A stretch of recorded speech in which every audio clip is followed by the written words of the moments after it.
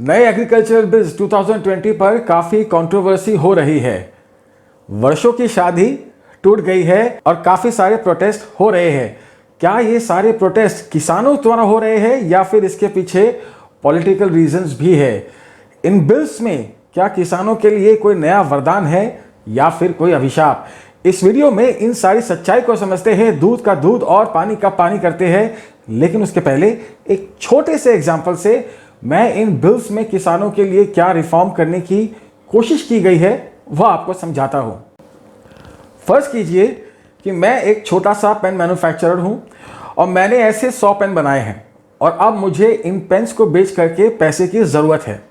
लेकिन कोविड-19 के कारण मैं अपने घर में फंसा हुआ हूं और मैं यह पेन उन्हीं लोगों को बेच सकता हूं जो यह वीडियो देख रहे हैं। मतलब आप इस वीडियो के व्यूअर्स को यह लाइसेंस मिला हुआ है कि आप चाहे तो मुझसे पेन खरीदें या फिर ना खरीदें, और कीमत भी आप ही डिसाइड करेंगे क्योंकि आपको यह पता है कि मैं अपना पेन लेकर के कहीं और नहीं जा सकता। और इतना ही नहीं, क्योंकि YouTube यह जानता है कि इस वीडियो के द्वारा मैं आपको अपना पेन बेच रहा हूं, YouTube मुझसे अच्छी खासी फी भी वसूल करता है।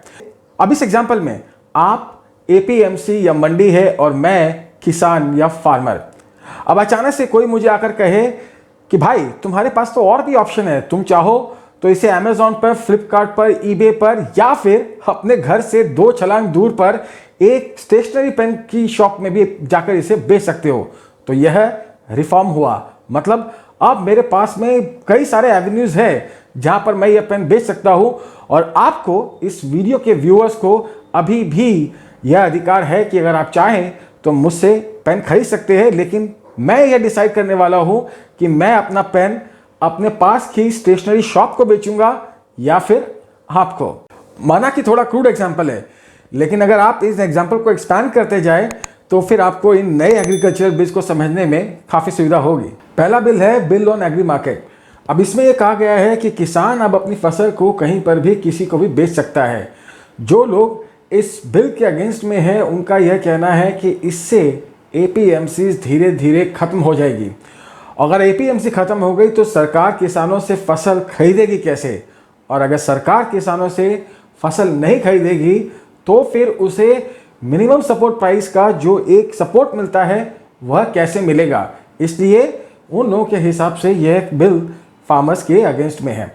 अब जो लोग यह कह रहे हैं कि यह बिल किसानों के फेवर में है, उनका यह कहना है कि इससे तो किसानों को बिचौलियों के चुंगल से निकलने का एक मौका मिल रहा है, अपनी फसल को कहीं पर भी किसी को भी बेच करके अपनी इनकम बढ़ाने का एक मौका। और अब वक्त आ गया है इन पॉलिटिकल पार्टीज के दोगलेपन को एक्सपोज करने का। जो पहले इन बिल्स के अगेंस्ट में बोल रहे थे वो आज फेवर में बोल रहे हैं, और जो पहले फेवर में बोल रहे थे वह आज उसके अगेंस्ट में बोल रहे हैं। 2013 में जब कांग्रेस ने APMC एक्ट में फ्रूट्स और वेजिटेबल्स लिस्ट को हटा दिया था, तब उसके फेवर में कांग्रेस ने यह कहा था, भ्रष्टाचार और महंगाई दोनों के खिलाफ लड़ने के लिए राहुल गांधी जी के नेतृत्व में मुख्यमंत्री, कांग्रेस के 11 मुख्यमंत्रियों की बैठक के अंदर ये फैसले लिए गए। All Congress ruled states will buy 15th January 2014 delist fruits and vegetables from their respective agriculture produce marketing committees, APMC acts, so that the farmers have a choice of where to sell their produce and consumers will get the benefit of lower prices। यानी कि अभी APMC के act में states के अंदर जो list है उसके अंदर फ्रूट्स और वेजिटेबल्स भी शामिल हैं, तो इसलिए बगैर लाइसेंस के और बगैर आढ़तियों के और बगैर APMC मार्केट्स के उसको बाहर नहीं बेचा जा सकता। तो किसानों को सहूलियत पहुंचाने के लिए और कंज्यूमर्स को भी कम प्राइसेस देने के लिए यह तय किया गया है कि 15 जनवरी से पहले पहले तमाम एग्रीकल्चर प्रोड्यूस मार्केटिंग कमिटीज में से फ्रूट्स और वेजिटेबल्स को लिस्ट में से हटा दिया जाएगा। और 2012 में जब बीजेपी ऑपोजिशन में थी तो स्वर्गीय सुषमा स्वराज ने FDI के अगेंस्ट में जब अपनी स्पीच में APMC के फेवर में, आढ़तियों के फेवर में क्या कहा था वह भी देखते हैं। लेकिन इस वीडियो को जरा ध्यान से देखिएगा, क्योंकि भले ही मैं इसे बीजेपी के अगेंस्ट में यूज कर रहा हूं, लेकिन सुषमा जी ने एक ऐसी बात बोली थी जिससे इन बिल्स की असलियत का पता चलता है। आड़ती उस किसान का पारंपरिक एटीएम है। किसान को बेटी की शादी करनी हो, बुआ का भात भरना हो, बहन का छूछक देना हो, बच्चे की पढ़ाई करानी हो, बाप की दवाई करानी हो, सिर पे साफा बांधता है और सीधा मंडी में आड़ती किया जाकर खड़ा हो जाता है। मतलब जो अड़तिये एक समय किसानों का हमदर्द और उनके साथी थे, वही अड़तिये आज बीजेपी के अनुसार खून चूसने वाले बिचौलिए बन गए हैं। खैर, पॉलिटिक्स में तो यह सब चलता ही रहता है। वैसे मुझे इस बात का पूरा विश्वास है कि अगर इस समय सेंटर में कांग्रेस की गवर्नमेंट होती और बीजेपी ऑपोजिशन में होती तो बीजेपी भी इन एक्ट्स का विरोध कर रही होती। तो जब कांग्रेस से यह पूछा गया कि 2019 के अपने मैनिफेस्टो में तो आपने इसी एक्ट को हटा करके किसानों को आज़ादी देने की बात की थी, तो फिर अब आप उसका विरोध क्यों कर रहे हैं? तो कांग्रेस ने इसके जवाब में अपनी सफाई में दो बातें कही। पहला कि बीजेपी मिनिमम सपोर्ट प्राइस के खिलाफ है, इसलिए यह एक्ट एंटी फार्मर्स है। अब मिनिमम सपोर्ट प्राइस कहाँ से आया?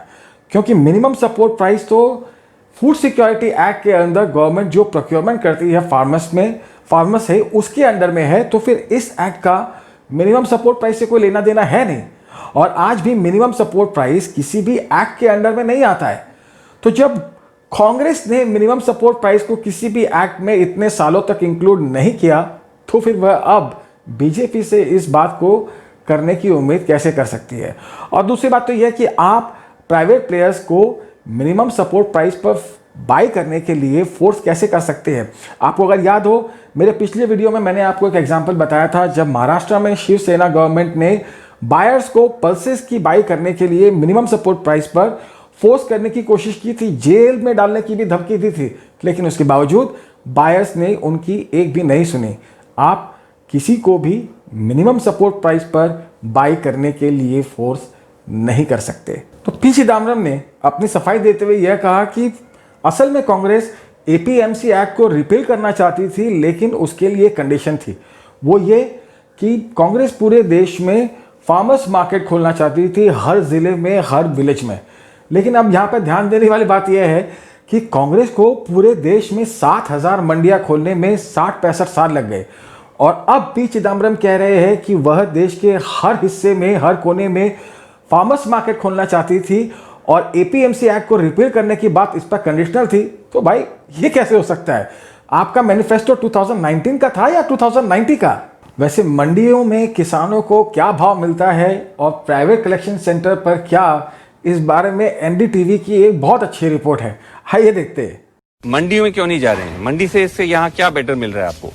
मंडी से जी एक तो जी टाइम बचे, दाम अच्छा, दाम एक एक करके सब्जियों का ये जो बताएं कितना, इसका क्या दाम मिल रहा है आपको? ये 12 रुपए के ये लौकी का, और मंडी में ऐसी 80-100 रुपए की पन्नी है। 80-100 रुपए की पन्नी। एक पन्नी में 25 से 30 किलो आता है। हाँ, मतलब मंडी में किसान को सब्जी के 4 रुपए किलो मिलते हैं और प्राइवेट कलेक्शन सेंटर पर 12 रुपए, लेकिन फिर भी प्राइवेट प्लेयर्स किसानों का खून चूस लेंगे। वाह भाई वाह। दूसरा कॉन्ट्रैक्ट है कॉन्ट्रैक्ट फार्मिंग का। मतलब अब फार्मर अपनी फसल को पहले से ही किसी भी बायर को, होलसेलर, रिटेलर या फिर एक्सपोर्टर या फिर फूड प्रोसेसर को फॉरवर्ड कॉन्ट्रैक्ट कर सकता है। मतलब एक निर्धारित कीमत पर पहले से ही बेचने का एक सौदा कर सकता है। जो बायर होगा वह उसको टेक्नोलॉजी प्रोवाइड करेगा, इनपुट प्रोवाइड करेगा कि कैसे फसल बोनी है वगैरह वगैरह, और जो रिस्क होता है, नेचुरल रिस्क, जो कि फार्मिंग में नेचुरल है, होगा ही, वह उन दोनों में शेयर हो जाएगा। हालांकि कॉन्ट्रैक्ट फार्मिंग इंडिया में अभी भी हो रही है, लेकिन अब इस अमेंडमेंट से किसान किसी भी फसल को किसी भी बायर को बेच सकता है, जो कि पहले नहीं था।